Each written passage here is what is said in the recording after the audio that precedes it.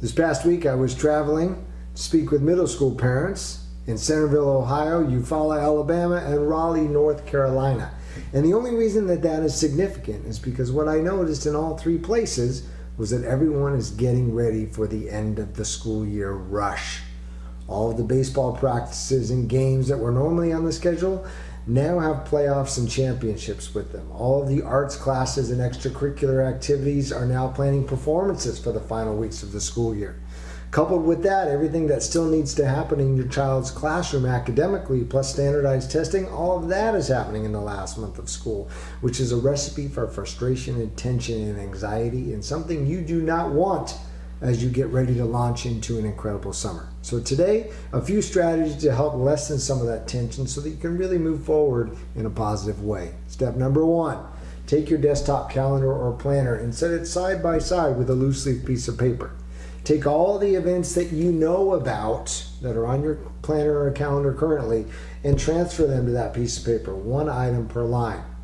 Now you have a list of everything you thought you were going to say yes to. That's step number one. Step number two is to take out a new piece of paper, and I'm going to call that my gonna just say no this year list.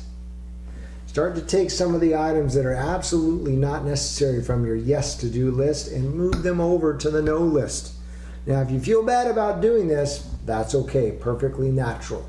That's why step 2.5, go out and buy yourself a small pack of thank you cards.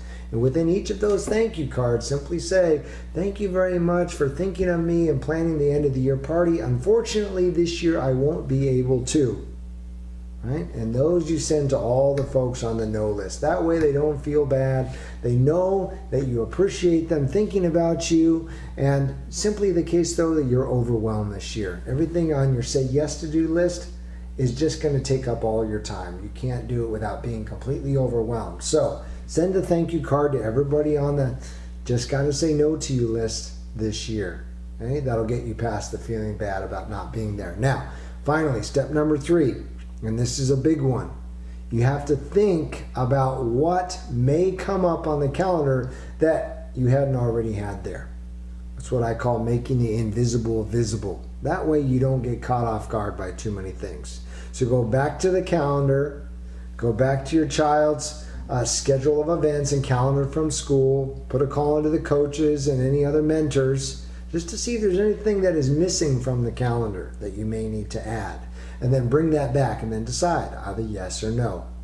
With those tools in place, you're pretty much assured of kind of gliding through the final weeks of school. Not without, I'm sure, a little bit of tension, but it should lessen some of that and hopefully launch you into an incredible summer. Have a great end to your week. Take care.